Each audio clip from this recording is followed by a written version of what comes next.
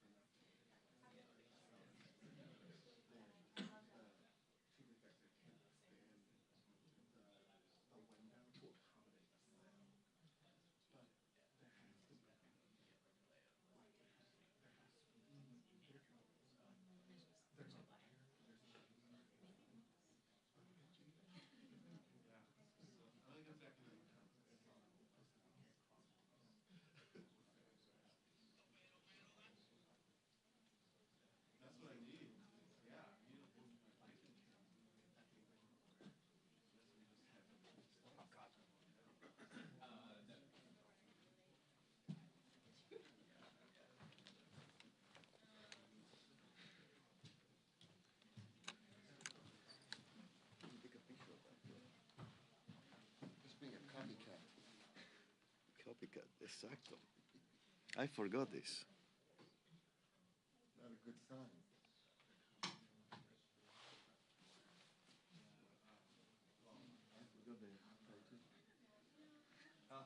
I just was testing my exposure. You like it? Okay. I mean, it'll be later today. Yeah. I was just checking my exposure. Oh, really? Okay.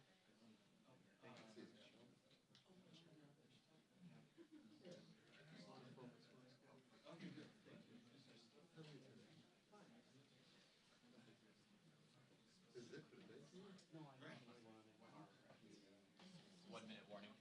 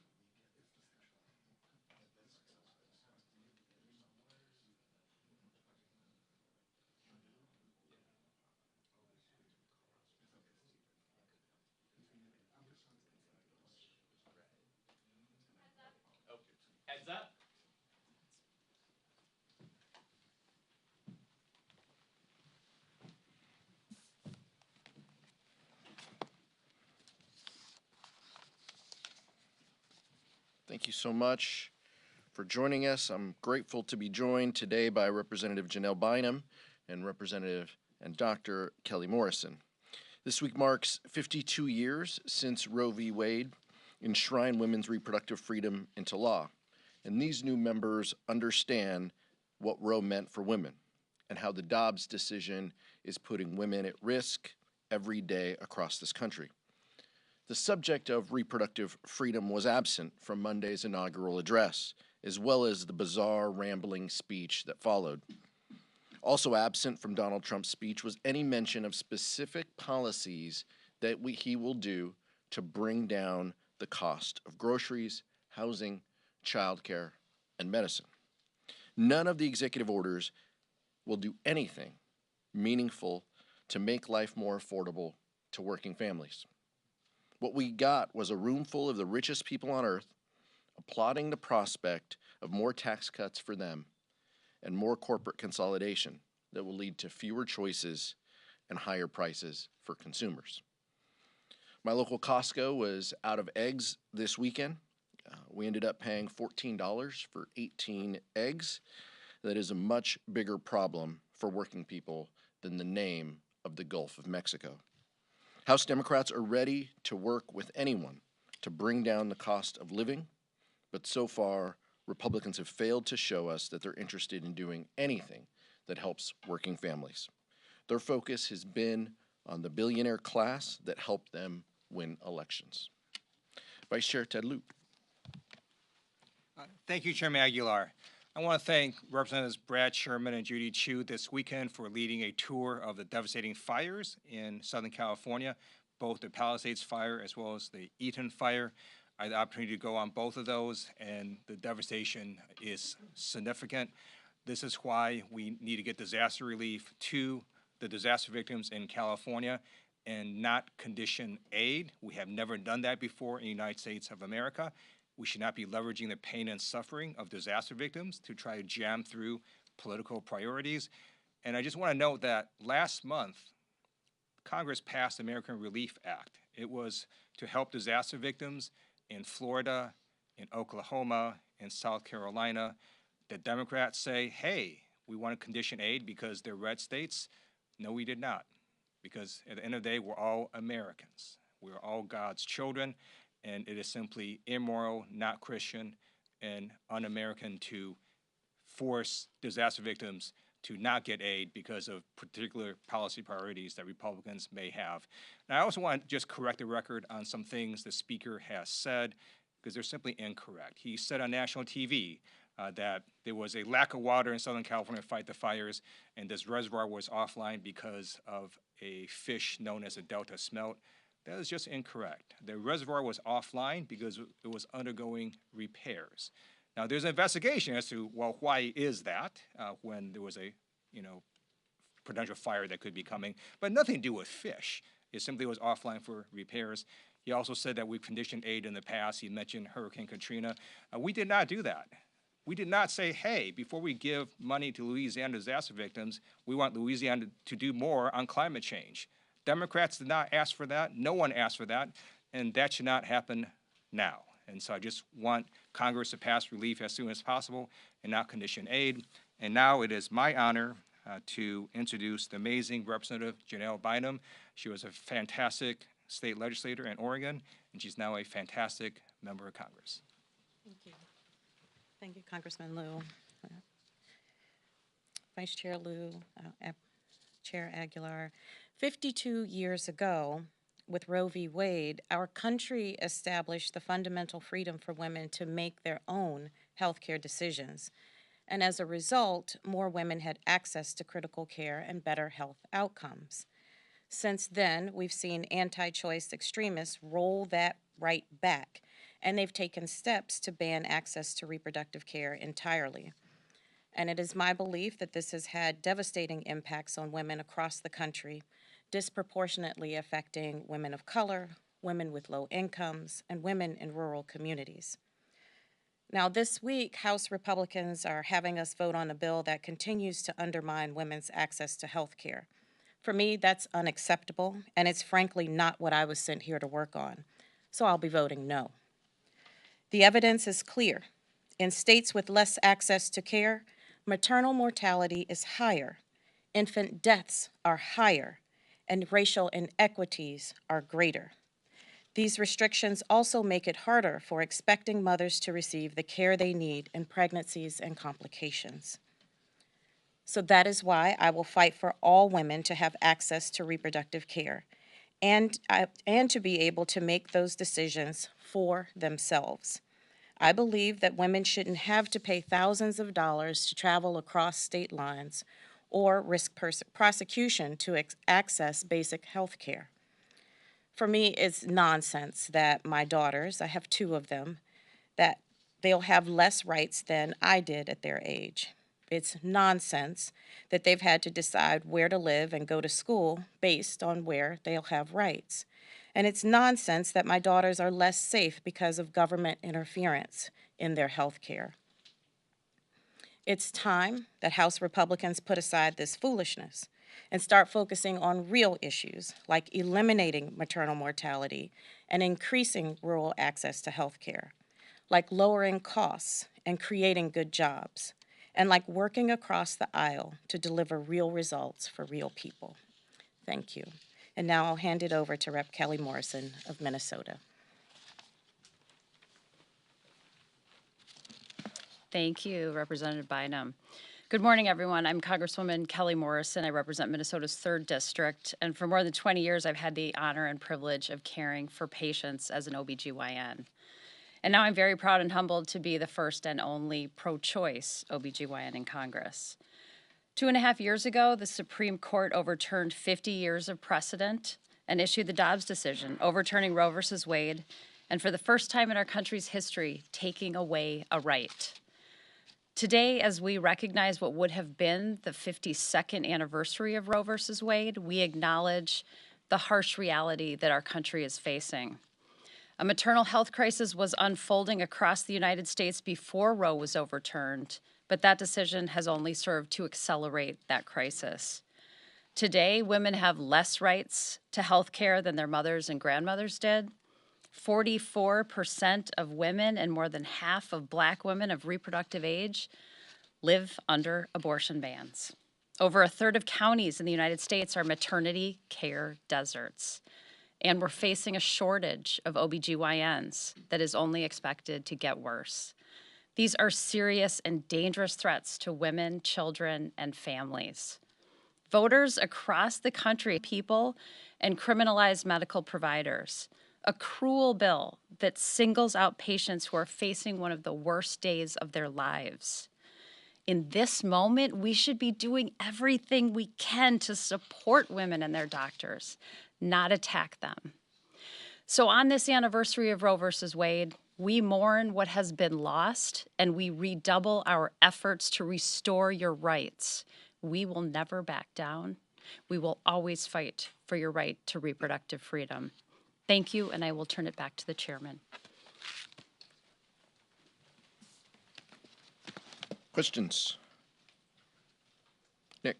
I want to ask about immigration. Lincoln Riley Act is coming back to the House. There's a number of other bills that Republicans are bringing up. How do you, as a caucus, balance all the different interests from different districts in figuring out a position on these bills?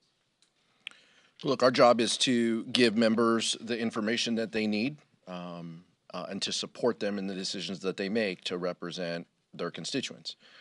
Members will vote their districts. Members have to balance, as I've talked about before, their love for this country with the job that they have to do for their constituents. We expect them to do both in the votes that they make. We have said very clearly on the topic of immigration that the Democratic caucus believes in a safe and secure border. We believe in order at the border and a fix to our broken immigration system. We also believe in ensuring the public safety of our communities. We've talked extensively about bipartisan bills that Senate Republicans killed at the request of Donald Trump that would have done that, would have had meaningful change to our border system and our immigration system. At the request of Donald Trump, they didn't take that up. We will work with anyone, including Republicans, on fixing these issues. We will not fall for their heightened rhetoric, and we will ensure the safety of our communities. Michael. Thank you, Mr. Chair. President Trump issued an executive order dismantling DEI programs, the House Rules package eliminated the Office of Diversity and Inclusion. House Democrats often say your diversity is your strength. Under these attacks, how will you all continue to communicate the value of diversity, equity, and inclusion in an environment, in a political environment that has weaponized woke, has accused Democrats of prioritizing woke culture or putting people in positions based on their race, their gender, and not their qualifications? How are Democrats going to continue to kind of advance those values in an environment that seems, so adversely opposed to those values? We live those. Thank you for the question. We live those values each and every day. This is the most diverse caucus ever assembled in the history of Congress. From every corner of our country, every background. That's who the Democratic caucus is. And so we will carry forward with those values because that's who we are. In the committee work that we do, in the decisions that we make, in the policy that we advance, we live those values. It's unfortunate that a lot of the decisions, including this one that Donald Trump did on day one, don't do anything to address real issues that Americans are facing. None of these affect lowering the prices of groceries that Donald Trump said he would do on day one. And they reduce our ability to hear different ideas and perspectives when we make decisions. That's the goal of what we should be doing. And that will continue to be the North Star of what House Democrats advocate and advance moving forward. Joe, then Cassie. With the immigration raids started, does the caucus still fully support the idea of sanctuary cities? Look, I think what we support are local cities and local states making decisions that they feel are in the best interest of and the best safety interests of their communities.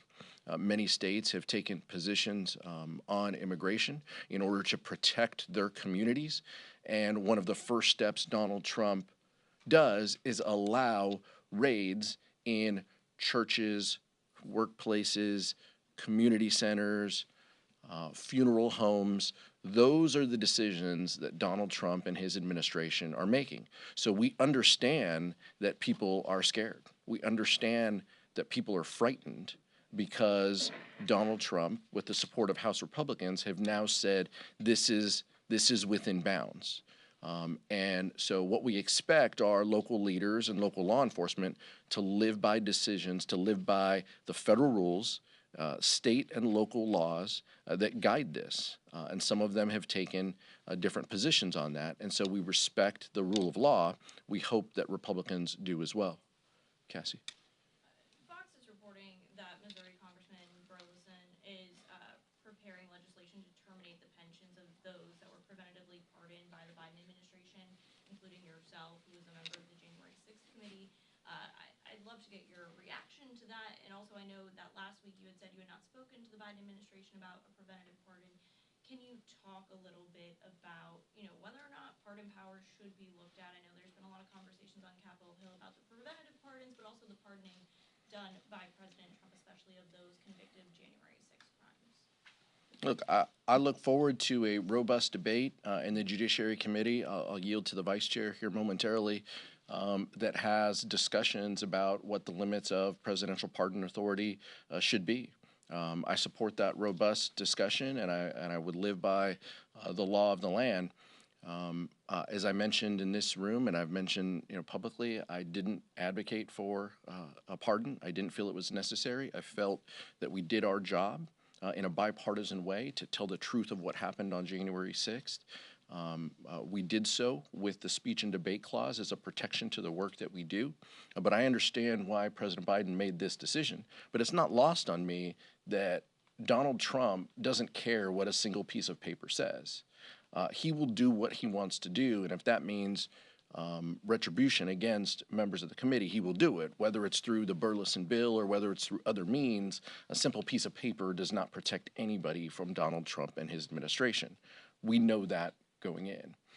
So we're going to carry out the work that is ahead of us, but we're also going to continue to talk about the promises that Donald Trump made that affect everyday Americans and the costs and the burdens that they face. And he is doing nothing. All of this, January 6th, pardons, putting public safety in danger. You know, that's what is so tough. And let's give you an example of the type of people who Donald Trump pardoned. A guy named Albuquerque Cosper Head punched Officer Fanone in the chest and other officers with riot shields. He was the one who yelled, "I got one," when he put Officer Fanone in a chokehold. When some rioters tried to protect Fanone, this guy attacked him again and hit him in the head. He was sentenced to 7 years and 6 months. He was not in the wrong place at the right time, at the wrong place at the wrong time. He had 45 previous arrests. That is the type of individual that Donald Trump has now put back into the community in which he came from. That is wrong. That is not what J.D. Vance committed to in an interview last week, what would happen. That is not what Speaker Johnson said would happen. These violent offenders are roaming the streets because Donald Trump took these actions. Vice Chair. I look forward to a robust debate in the House Judiciary Committee on the pardon power. I just want to know what Republicans are trying to do right now is to equate two things are just not the same at all. So doing a preventative pardon of members of Congress who served on the January 6th committee is not the same as pardoning 1,500 people who committed crimes, some of them who assaulted police officers violently. And so I'm just going to read you some highlights that Congressman Jason Crow posted on social media about who some of these people are.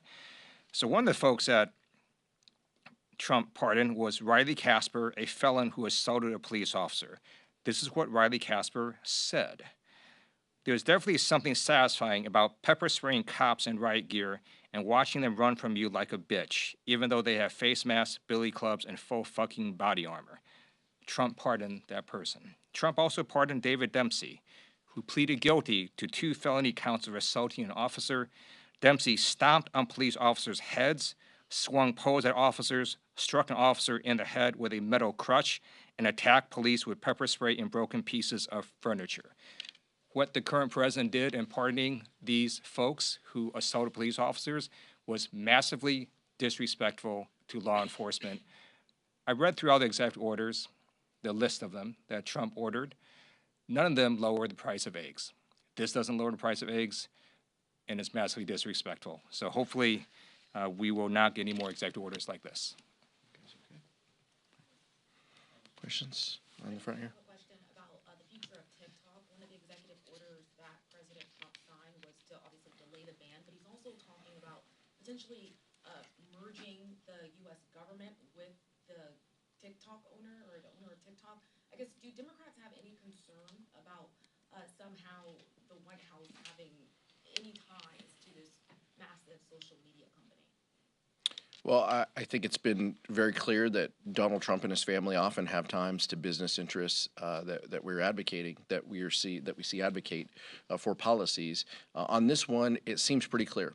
The law went into effect. There was one mechanism by which there is a delay to implement the law. But that is if there is a offer and they're working through that offer.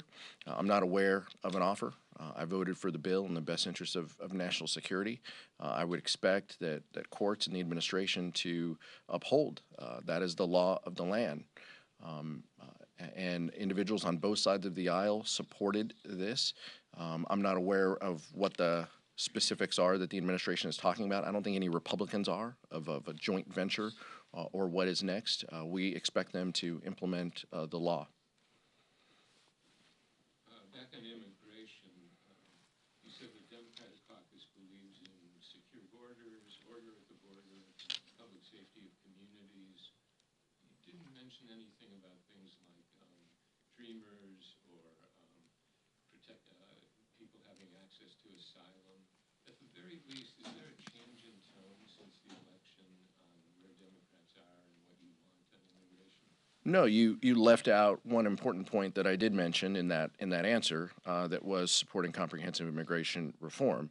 That includes ensuring a path to citizenship for dreamers and farm workers. That is those are bipartisan pieces of legislation that have passed in Congress. If you put those up for a vote, those would pass. Oftentimes they have not been taken up in the Senate, and that's unfortunate. But Democrats have not changed on this issue. Those remain core values that we put forward each and every day.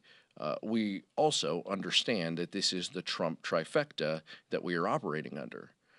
So we understand what is ahead of us. We still advocate for these values, and we do support that violent criminals who pose a danger to our communities should not be in those communities. I would say that whether they are immigrants or whether they are insurrectionists. We support comprehensive immigration relief. We support a secure and safe border. Those are things that the Democratic Caucus absolutely supports, but we will continue to talk about dreamers and farm workers and those who have adjusted their status to be here lawfully. Mike? You said that President Biden, you understand why he issued those pardons to your committee. You also said that the pardon is essentially meaningless because Donald Trump will likely ignore it. Given that it has no practical value, but Republicans are going to use those as a way to muddy the debate over the pardons over the January 6 felons, do you think it was a mistake that President Biden issued those pardons to your committee? Look, I understand why he did it. It is an added level of protection, but we were prepared to represent ourselves and the institution and the work that we did, no matter the consequences. And that was true for Chairman Thompson, Vice Chair Cheney. We stand by the work that we did, and we will continue to defend it and talk about it. We would have done that if we didn't have a preemptive pardon, and we will continue to do it now.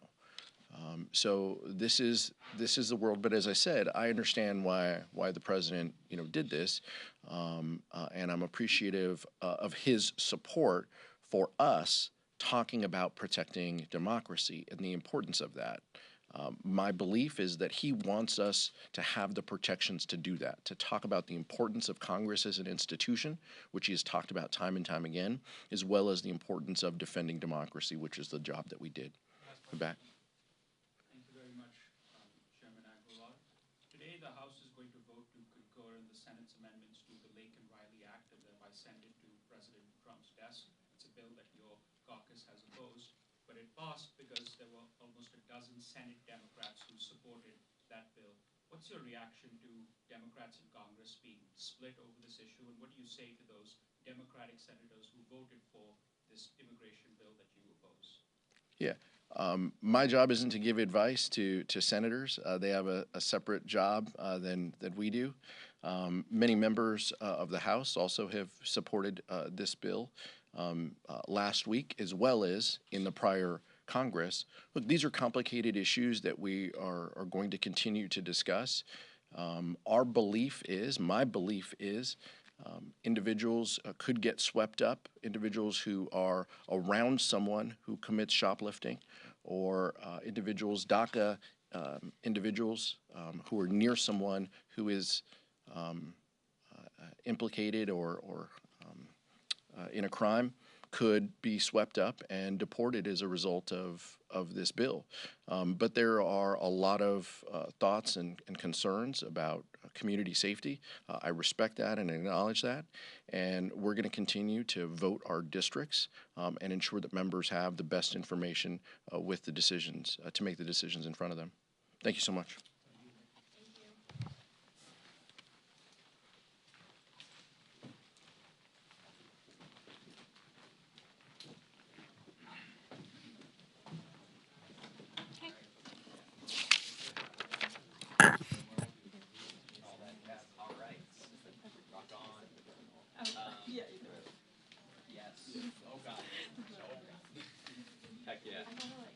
Yeah, I was like... It is lit. Oh, God. All right, bye. See ya. There we go. There we go. Okay. So, farewell, guys. Have a good one. Hope you enjoyed the first. Pleasure meeting you. What's your name? Jacob. Jacob. Pleasure meeting you yesterday, my friend. Have a good one, guys. Oh God. Okay. Oh God.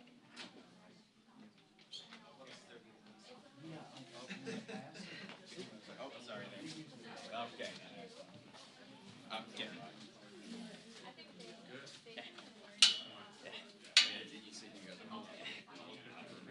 All right. Out. Like noon, give or take. Noon. The progressive cop. I mean, like CPC. Is Omar? Yes, Omar's going to be there.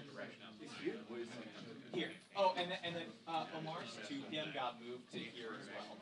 So the 2 p.m. presser is also going to be in Studio A. So, Yes. Yeah, 12 p.m. is going to be the Congressional Progressive Caucus, and then 2 p.m. is going to be Omar and a few others for something else. all of them here. Yeah, but Omar will be at both. Got you. Yes. Big swell. Okay, let me do my rounds real quick. Yeah. But it's really like the Johnson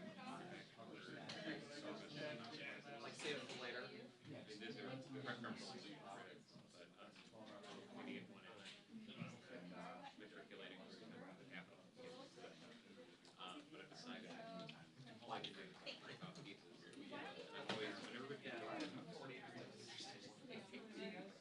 don't leave with that, I guess. You should listen because I asked Johnson about I listened to it. refugee, refugees. He had plugged in to refugee and foreign aid. Plug away, and then when it comes time to take the camera off the The refugee one's funny because like the ones that piss off the post are bad. I guess any integration is good, but the refugee one especially. refugee especially. Former, not that we base our policy on that. One of the other trends I would enjoy is privileged leaders. His members, that was when the Reform Coalition was the strongest, it was, and we had the right and left, I don't know what you were, from Round 3, vote to whatever, and they're like, Yeah, yeah. we have a new guy. I know. It's a funny. We'll see what these guys. Are you staying for the next one? Oh, yeah. Yeah, exactly. Good. That seems like it's what I was gonna say. Yeah. Exactly what you're talking about. I have some questions on it. Really, half of it is just during the campaign. I was talking to people who live and do work in. Look, we all have the same experience where they said we're going to do these executive orders, and then we'd write about it and say, oh shit, stop talking about this. So me and Russ both went from doing a lot of podcasts to not doing anything. But nothing has been surprising. It's all just if you flip through Claremont's stuff or Project 2025, it's like, hey, here are the things that you should undo. And it's like, oh, you undid them. You did like undid 5 of the residents, like Rachel, equity action orders as they suggested. And I look back at conventions like, they said a lot of